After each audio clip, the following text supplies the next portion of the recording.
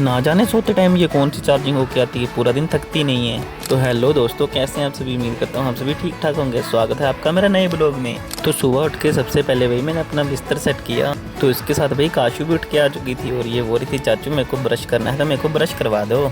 तो काशू की बात तो हमें माननी ही पड़ती है, तो मैंने भी करवाया काशू को फटाफट से ब्रश और उसके बाद खुद भी किया।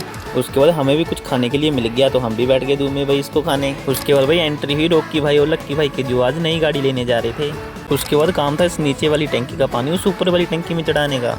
तो हमने भी लगा दी भाई फटाफट से मोटर, क्योंकि बिना मोटर के इस काम को करना तो असंभव ही था। जैसे ही इस काम को खत्म करके भाई नीचे पहुंचे तो देखा तो काशू भी तो वही अपनी शरारतें करने में लगी थी। उसके बाद भाई समय हो गए थे इन सबको पानी पिलाने का, तो मैंने पिलाया पहले गाय को, फिर भैंस को और उसके बाद पिलाया भाई बकरों को पानी।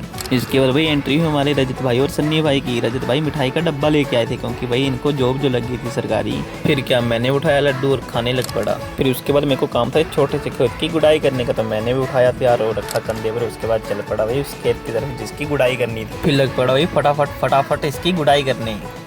गुड़ाई करने के बाद हम सब चल पड़े थे भाई सड़क की ओर, क्योंकि भाई लक्की भाई की गाड़ी आने वाली थी तो हम उसका वेलकम करने वाले थे। तो हमने भी किया नई गाड़ी का वेलकम और उसके बाद लक्की भाई को नई गाड़ी के लिए कांग्रेचुलेशन। और उसके बाद बेशर्मों की तरह भाई मिठाई का डब्बा मांग लिया। उसके बाद हमने भी उठाया मिठाई का डब्बा और पहुंचे घर। सबसे पहले काशवी को मिठाई दी। उसके बाद मम्मी भी चले गए थे प्याज की पनीरी लगाने उस खेत में जिसकी गुड़ाई तुम्हारे भाई के द्वारा की गई थी। और दूसरी तरफ काशवी भी तैयार हो गई थी दाम खाने जाने के लिए। जाने से पहले काशवी मुझे अपने हिस्से के बिस्किट देगी और बोला चाचू इनको खा लेना। तो काशवी के साथ धाम खाने के लिए भाई बड़े भाई रॉकी भाई और भाई भाभी जी भी जा रहे थे, तो इनको भी बोला बाय बाय। उसके बाद हम भी बैठ गए डिनर करने के बाद भाई सेकनी पड़ी थोड़ी देर आग, क्योंकि सर्दियों का जो टाइम है। उसके बाद मिला भाई दूध और मैं भी बैठ गया फटाफट से दूध पीने के बाद देखा भाई थोड़ी देर लड़कियों का मैच।